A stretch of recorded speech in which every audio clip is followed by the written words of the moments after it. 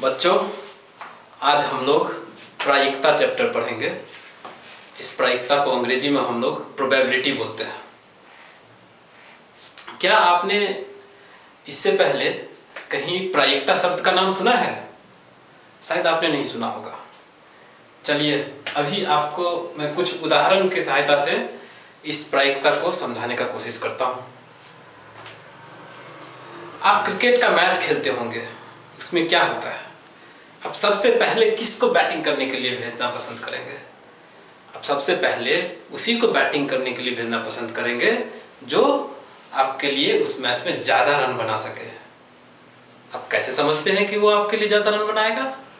वो तभी आप समझते हैं कि पिछले कुछ मैचों में या वो ज़्यादातर मैचों में वो खिलाड़ी अच्छा रन बना रहा है, ज़्यादा रन बना रहा है, तो आप समझते हैं इस मैच में भी उसको भेजेंगे तो उसके द्वारा ज़्यादा रन बनाने की संभावना ज़्यादा है। उसी तरह बॉलिंग के लिए आप किसको भेजना पसंद करते हैं? बॉलिंग के लिए भी आप उसी को भेजना पसंद करते हैं जिसके द्वारा अच्छा से बॉलिंग हो, अर्थात वो ज़्यादा विकेट ले सके, कम रन दे सके। अब ये भी चीज़ कैसे जानते हैं कि जिसको हम आप भेजना चाहते हैं वो ज़्यादा विकेट लेगा? आप ये जानते हैं पिछले कुछ अनुभवों के आधार पर। देखते हैं कि ये खिलाड़ी पिछले कुछ मैचों में यानी पहले के मैचों में अच्छा खेलता आ रहा है, अच्छा बॉलिंग करते आ रहा है, ज़्यादा विकेट लेते आ रहा है, तो अभी के मैचों में भी इसके द्वारा विकेट ज़्यादा लेने की संभावना ज़्यादा है। आइए अब एक दूसरा उदाहरण लेते हैं। फुटबॉल के मैच में क्या होता है? फुटबॉल के मैच में आप देखते हैं कि जो प्लेयर्स रहते हैं, खिलाड़ी रहते हैं, फुटबॉल को पैर से किक मार के उसका लक्ष्य रहता है कि गोल पोस्ट में पहुंचा दें। जिसका बॉल गोल पोस्ट में पहुंच गया वो जीत गया, उसका गोल हो जाता है। उसमें आप क्या देखते हैं कि शुरू में खिलाड़ी फुटबॉल को इधर से उधर घुमाता रहेगा, एक दूसरे को देता रहेगा, लेकिन जब वही फुटबॉल गोल पोस्ट के थोड़ा नजदीक पहुंच जाता है तो उसको किक मार के, जोर से मार के वो कोशिश करता है कि वो गोल पोस्ट में पहुंच जाए, और ज्यादातर स्थितियों में सफल भी हो जाता है। यहाँ पे आप देखिए कि ज्यादातर स्थितियों में खिलाड़ी गोल पोस्ट के नजदीक जाकर ही किक क्यों मारता है, गोल करने की कोशिश क्यों करता है? ऐसा वह इसलिए करता है कि वह अपने पिछले अनुभवों में, पिछले खेले गए मैचों में, अभ्यास के दौरान, इन सब स्थितियों में वो देखा होता है कि जब भी हम गोल पोस्ट के ज़्यादा नज़दीक जाके किक मारते हैं तो फुटबॉल का गोल पोस्ट के अंदर पहुंचने की संभावना ज़्यादा होती है।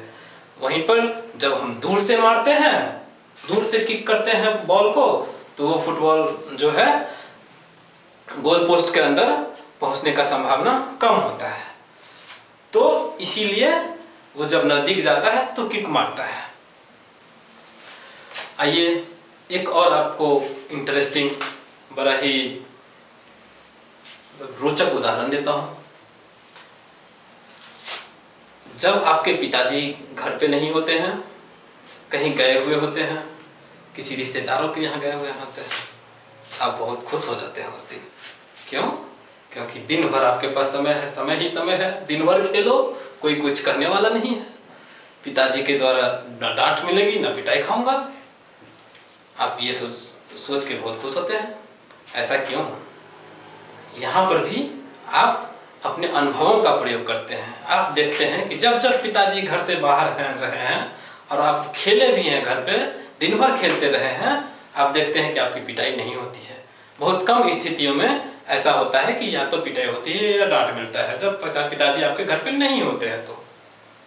तो आप समझते हैं कि आज पिताजी घर पे नहीं है तो दिन भर खेलूंगा तो भी मेरी पिटाई खाने की या फिर डांट खाने की संभावना कम है।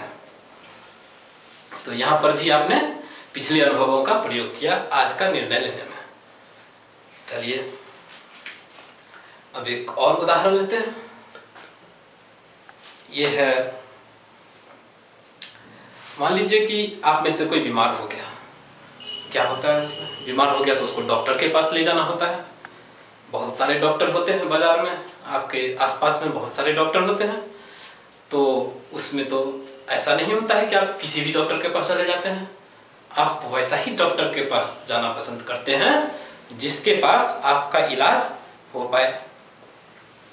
ये आप कैसे जानते हैं कि मैं मान लीजिए कि आपके आसपास में, आपके जानकारी में 3 डॉक्टर हैं, डॉक्टर ए, डॉक्टर बी और डॉक्टर सी।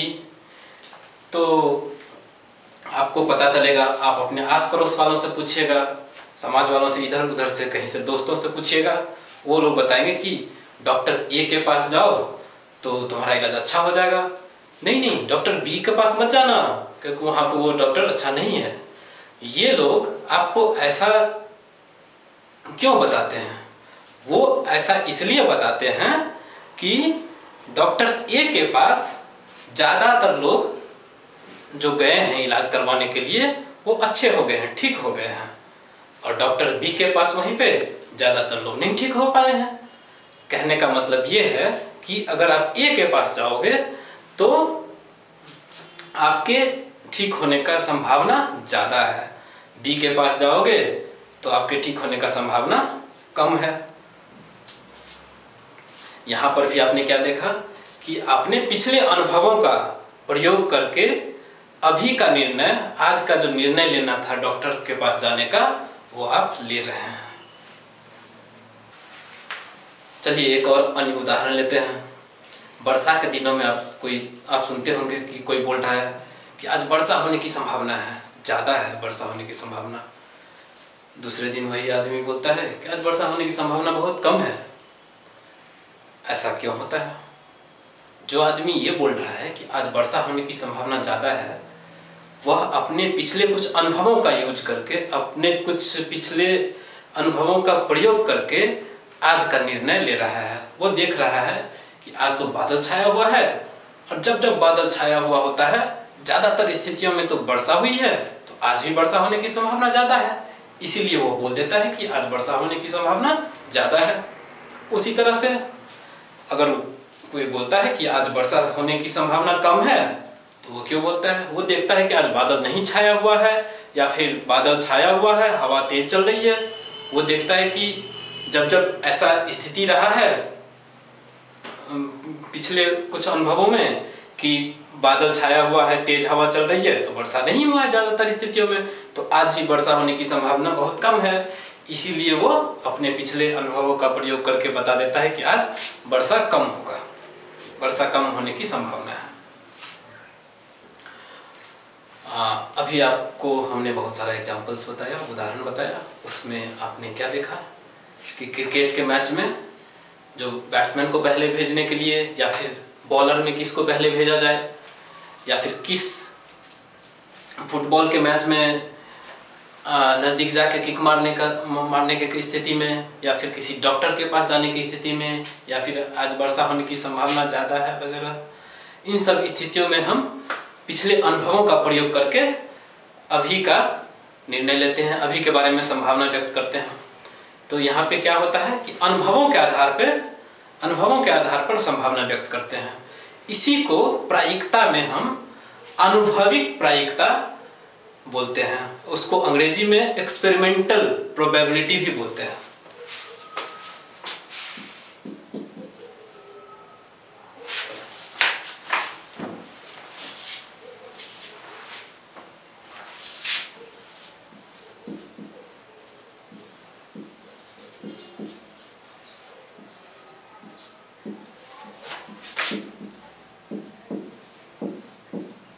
अनुभविक प्रायिकता या प्रायोगिक प्रायिकता, एक्सपेरिमेंट करके, या प्रायोगिक प्रायिकता।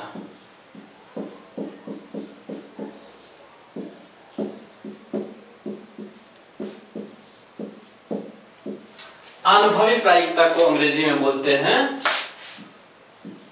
Empirical probability.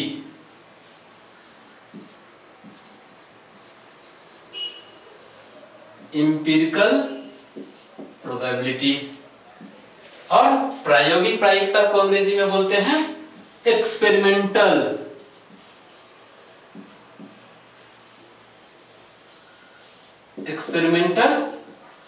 प्रोबेबिलिटी। आइए हम आपको एक उदाहरण देके समझाते हैं कि ये प्रायोगिक प्रायिकता या अनुभविक प्रायिकता क्या होता है। वैसे ये दोनों चीज एक ही है, क्योंकि प्रयोग करके निकालिए या अनुभव के आधार पर प्रायिकता निकालिए, दोनों एक ही चीज है। आइए हम एक उदाहरण लेते हैं। इस उदाहरण में हम सिक्के के उछालने की बात करेंगे। मान लीजिए कि आपने 10 बार एक सिक्का उछाला। 10 बार सिक्के उछालने में क्या होगा, आपको किसी बार सिक्का उछालने पे या तो चित्त आएगा या पट आएगा, अर्थात हेड आएगा या टेल आएगा। तो जब आप 10 बार सिक्का उछाले तो उसमें 6 बार आपको हेड आया और बाकी 4 बार आपको टेल आया। तो अब आगे बढ़ते हैं।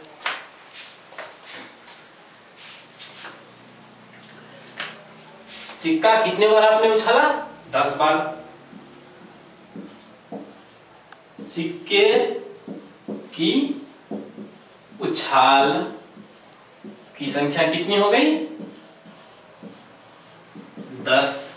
उसमें आपने क्या देखा कि 6 बार हेड आया है, यानी कि चित्त आने की, चित्त ब्रैकेट में लिख रहा हूं हेड, हेड हेड कितने बार आया? 6 बार। और पट कितने बार आया, अर्थात टेल, टेल कितने बार आया? 4 बार। अभी आपको बोला जाता है कि इस अनुभव, इस प्रयोग के आधार पर हेड आने की प्रायिकता क्या है, चित्त आने की प्रायिकता क्या है। आप क्या देखते हैं कि आपके प्रयोग में हेड कितने बार आया है? 6 बार। और टोटल प्रायिकता कितना है? 10 बार। यानी कि हेड जो आया है वो 6 बार आया है टोटल 10 में से, अर्थात चित्त आने की प्रायिकता क्या होगा? कितनी बार आया है? 6। कितने में से? 10 में से। 10 में से 6 बार आपका हेड आया है। उसको गणितीय रूप में कैसे लिखेंगे? 6/10। अभी आपने क्या देखा कि सिक्के को 10 बार उछाले, उसमें 6 बार हेड आया, अर्थात हेड आने का प्रायिकता 10 में से 6 है। उसको फिर से लिखते हैं यहाँ पे, चित्त आने की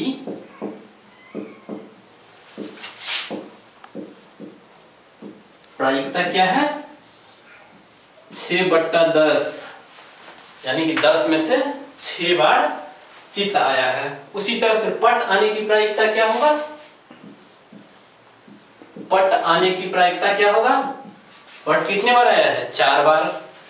कितने बार में से पट 4 बार आया है? 10 बार हम लोग उछाले तो 10 में से 4 आया।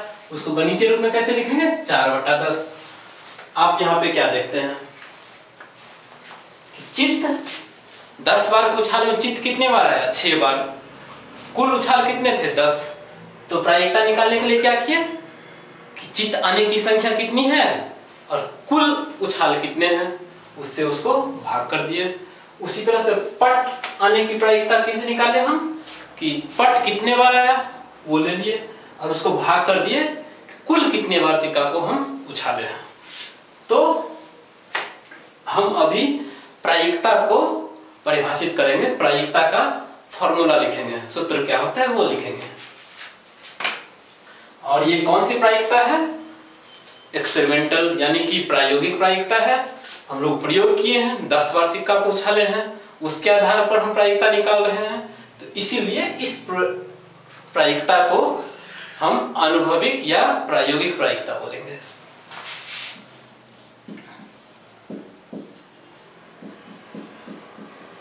प्रायोगिक प्रायिकता या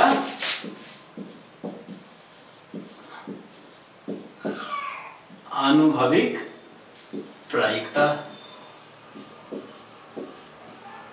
जिसको मैंने बोला था कि इसको अंग्रेजी में एक्सपेरिमेंटल एक्सपेरिमेंटल प्रोबेबिलिटी भी बोलते हैं या अनुभवी को इंपिरिकल प्रोबेबिलिटी भी बोलते हैं। तो प्रायोगिक प्रायिकता या अनुभविक प्रायिकता को हम P क्या हो गया प्रोबेबिलिटी और E क्या हो गया एक्सपेरिमेंटल या इंपिरिकल। तो प्रायोगिक प्रायिकता या अनुभविक प्रायिकता को हम P इन ब्रैकेट E से सूचित करेंगे। P इन ब्रैकेट E का मतलब हुआ एक्सपेरिमेंटल या इंपिरिकल प्रोबेबिलिटी। इसका फॉर्मूला अब क्या होगा?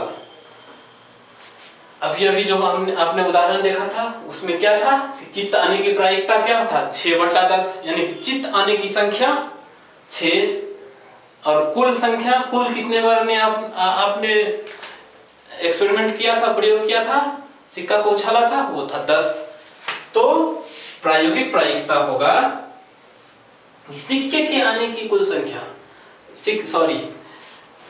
हेड के आने की कुल संख्या, चित्त के आने की कुल संख्या कितनी हुई?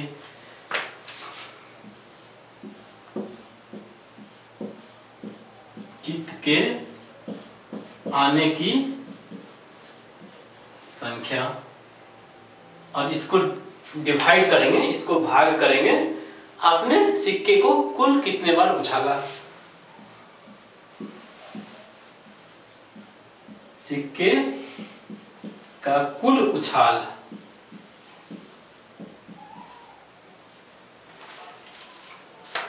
उसी तरह अगर हम पट के आने की प्रायिकता निकालेंगे तो पट के आने की संख्या कितनी बार और भाग करेंगे कि सिक्के को कुल कितने बार हमने उछाला। यहाँ पर क्या हो गया चित्त के आने की संख्या 6 और सिक्के का कुल उछाल कितने हो गए 10। इसी तरह से अगर आप कोई दूसरा भी प्रयोग करते हैं, जैसे कि आप पासा को लूडो खेलते होंगे, लूडो खेलने के दौरान आप पासा को फेंकते हैं तो क्या आता है उसमें, या तो 1 आता है या 2 आता है, 3 आता है, 4 आता है, 5 आता है, 6 आता है, बहुत खुश हो जाते हैं आप। तो उस स्थिति में भी आप इसी फॉर्मूला का उपयोग करके आप निकालेंगे। देखिए उसमें क्या होता है। आइए अब हम एक और उदाहरण के माध्यम से समझते हैं। इस उदाहरण में हम पासा फेंकने के बारे में समझेंगे। आप लूडो खेलते होंगे, क्या होता है जब आप लूडो खेलते हैं तो उसमें आपको पासा फेंकना होता है, पासा को उछालना होता है। तो क्या देखते हैं उसमें, जब आप उछालते हैं तो 1 आता है या फिर 2 आता है या 3 आता है या 5 आता है, कभी कभी 6 भी आ जाता है। 6 देख के आप बहुत प्रसन्न हो जाते हैं, बहुत खुश हो जाते हैं, अरे वाह 6 आया है, हमको एक बार और खेलने का चांस मिलेगा। आइए इसी पासा फेंकने के चीज को हम समझेंगे कि प्रायिकता में इसका कैसे अध्ययन करते हैं। अभी हम लोग क्या देख रहे हैं, अनुभविक या प्रायोगिक प्रायिकता। तो यहाँ पे हम मान लीजिए कि हमने 20 बार एक पासे को फेंका और उस 20 बार पासे को फेंकने से हमें क्या क्या प्राप्त हुआ, अर्थात कितने बार 1 आया, कितने बार 2 आया, कितने बार 3 आया, इसी तरह से कितने बार 6 आया, वो चीज हम लिखेंगे।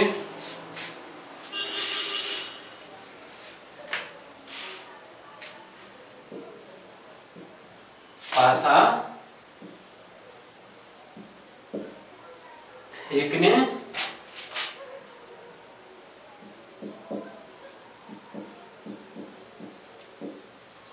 कुल संख्या 20, आपने 20 बार पासा फेंका।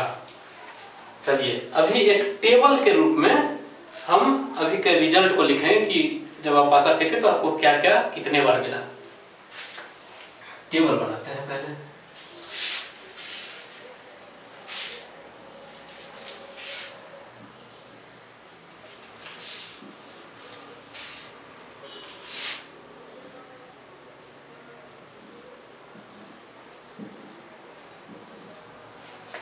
टेबल में आप देखिए एक कितने बार आया जब आप उछाले तो मान लीजिए 1 5 बार आया। 2 कितने बार आया 2 एक बार आया, 3 कितने बार आया, 3 मान लीजिए 2 बार आया, 4 कितने बार आया, 4 भी 2 बार आया, 5 कितने बार आया, 5 3 बार आया, और 6 कितने बार आया,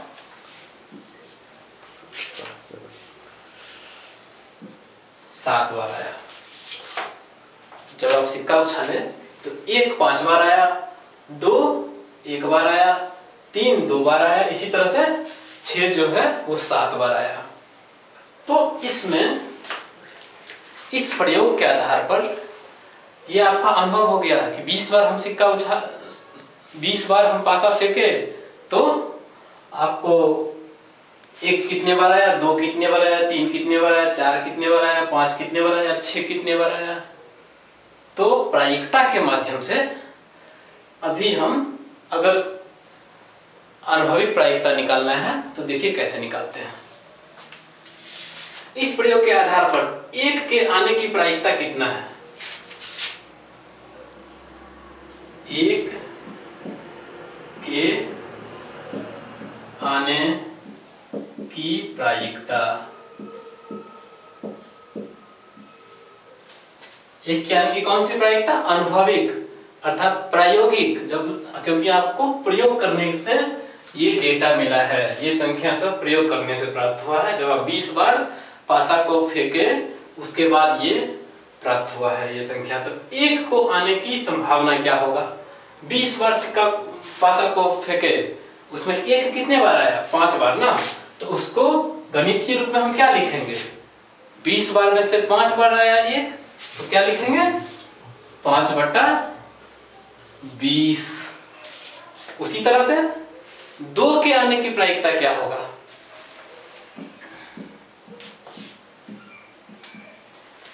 20 बार हम पासा फेंके, 20 में से हमें 2 कितने बार आया, 1 ही बार आया, तो 2 आने की प्रायिकता कितनी होगी, 2 आने की संभावना कितनी होगी, 20 में से 1, तो उसको गणितीय रूप में 1/20 लिखेंगे। इसी तरह से हमको 6 के आने की प्रायिकता पूछा जाएगा तो क्या होगा, 6 के आने की प्रायिकता क्या होगा, 6 कितने बार आया है, 7 बार, कुल कितने बार आपने पासा फेंका, 20 बार, यानी 20 बार में से 7 बार 6 आया है, उसको गणितीय रूप में क्या लिखेंगे 7/20। यहां पर आप क्या देख रहे हैं, किसी चीज का प्रायिकता निकालते हैं अर्थात 1 के आने की प्रायिकता या 2 के आने की प्रायिकता या 6 के आने की प्रायिकता जब निकालते हैं, ज्ञात करने के लिए जाते हैं, तो आप देखते हैं कि 1 के प्रायिकता ज्ञात करने वक्त कि 1 कितने बार आया और उसको भाग करते हैं कि कुल कितने बार पासा को फेंका गया। जब 2 के आने की प्रायिकता निकालते हैं तो हम देखते हैं कि 2 कितने बार आया और उसको कुल कितने बार पासा को फेंका गया, अर्थात कुल कितने में से कितना 2 है। उसी तरह से 6 के आने की प्रायिकता जब हम ज्ञात करते हैं तो कुल कितने में से कितने बार 6 आया है, अर्थात 6 के आने की प्रायिकता को कुल कितना, 6 के आने की जो संख्या है उसको कुल कितना फेंक है पासा का, उससे हम भाग कर देते हैं। तो हम यहाँ पे प्रोबेबिलिटी अर्थात प्रायिकता, प्रायोगिक प्रायिकता कैसे हम अभी परिभाषित करेंगे, उसका फॉर्मूला हम कैसे लिखेंगे। प्रायोगिक प्रायिकता का, प्रायोगिक प्रायिकता का सूचक क्या होता है, उसको कैसे निरूपित करते हैं, अभी अभी मैंने आपको बताया था, उसको निरूपित करते हैं P in bracket E। PE बराबर क्या हो जाएगा, यहां पर 1 के आने की प्रायिकता है अर्थात P इन ब्रैकेट 1 के आने की प्रायिकता क्या हो जाएगा 5/20, यानी कि 1 के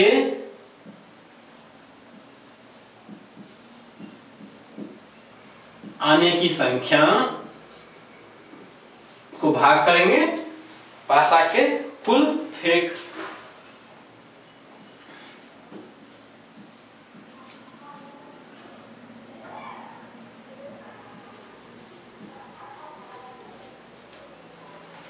इसी तरह से 2 के आने की प्रायिकता कैसे निकालेंगे? 1/20, 20 में से एक बार आया है 2, उसको गणितीय रूप में 1/20 लिखेंगे। और उसको फिर अगर हमको शब्दों में लिखना होगा तो एक क्या है, एक क्या है यहाँ पे 2 कितने बार आया है वो है 1, तो 2 के आने की संख्या और उसको भाग कर रहे हैं कुल फेंक से, कुल फेंक की संख्या, मतलब पासे के कुल कितने पासा को कुल कितने बार फेंका गया है। आप इसको ऐसे भी लिख सकते हैं कि एक कितने बार आया है, यानी कि एक के आने की बारंबारता, और या फिर जब 2 के आने की संख्या लिखना है यानी कि 2 कितने बार आया है, यानी कि 2 के आने की बारंबारता, उसको हम भाग करते हैं कि कुल कितने बार पासा को फेंका गया। अभी हम एम्पिरिकल प्रोबेबिलिटी अर्थात प्रायोगिक प्रायिकता को परिभाषित करेंगे। इसका हम फॉर्मूला लिखेंगे।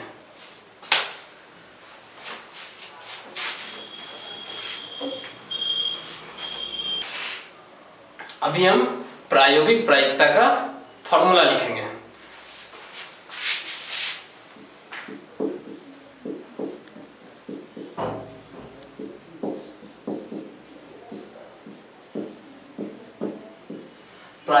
प्रायोगिक प्रायिकता को हम अनुभविक प्रायिकता क्यों बोलते हैं, या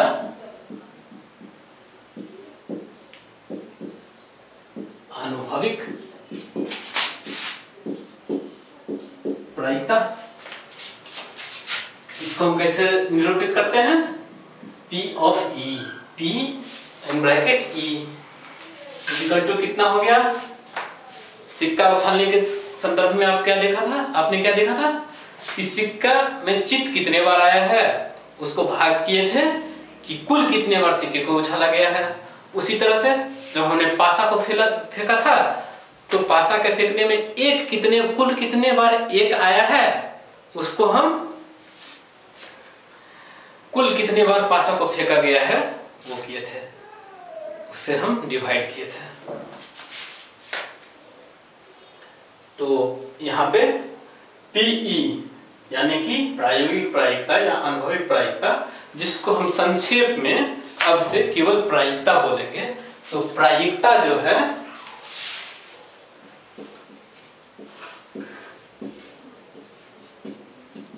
प्रायिकता क्या होगा कि आप जिस चीज का प्रायिकता निकाल रहे हैं, जैसे कि सिक्के के उछाल में चित्त के आने की प्रायिकता, लूडो खेलने वक्त जब आप पासा को फेंकते हैं उसमें 1 के आने की प्रायिकता या 2 के आने की प्रायिकता जब ज्ञात करते हैं तो 1 कितने बार आया वो ऊपर में लिखते हैं और उसको भाग करते हैं कुल कितने बार पासा को फेंका गया। तो अभी आपने उदाहरण देखा था कि सिक्के के उछाल में चित्त के आने की प्रायिकता कैसे ज्ञात करते हैं। क्या हुआ था, 10 बार सिक्के को उछाले थे, उसमें 6 बार चित्त आया था और 4 बार पट आया था। तो हम 6 को 10 से भाग किए थे प्रायिकता निकालने के लिए। तो 6 क्या है, चित्त के आने की घटना जो आपने प्रयोग किया है, उस प्रयोग में चित्त के आने की घटना कितनी बार हुई है, वो 6 बार हुआ है। और कुल कितना प्रयोग है, वो है 10। तो परिभाषा के रूप में आप क्या लिखेंगे, उसको फॉर्मूला के रूप में क्या लिखेंगे कि अभिप्रयोग में, अभिप्रयोग, इसको आप प्रयोग भी समझ सकते हैं। अभी आप लिखेंगे अभिप्रयोगों की संख्या जिसमें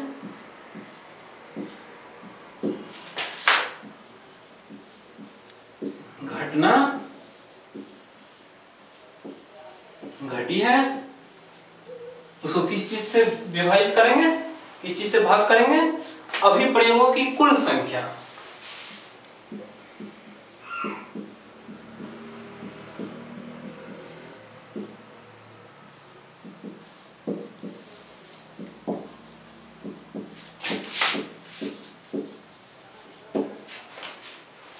अर्थात प्रायिकता P ऑफ E को हम कैसे फॉर्मूला के रूप में लिखेंगे, अभिप्रयोगों की संख्या जिसमें घटना घटी है। अर्थात जितने भी आपने अभिप्रयोग किया, जितने भी आपने ट्रायल किया, जैसे कि सिक्के के उछाल में 10 बार आपने ट्रायल किया, उसमें चित्त आने की संभावना निकालने वक्त क्या होता है कि चित्त कितने बार आया, यानी कि चित्त आने की घटना कितने बार घटी। इस अभिप्रयोग में 10 में से 6 बार घटा था, तो ऊपर में हमने लिख दिया कि इस अभिप्रयोग में चित्त आने की घटना 6 बार घटी है, इसलिए हम लिखे ऊपर में 6, उसको भाग किए कुल कितने बार अभिप्रयोग किया गया, अर्थात कुल कितने बार ट्राई किया गया, जो एक्सपेरिमेंट किया गया, सिक्के को उछाला गया, वो कुल कितने बार उछाला गया, वो 10 बार उछाला गया। तो इसलिए नीचे में लिखेंगे हर में अभिप्रयोगों के कुल संख्या।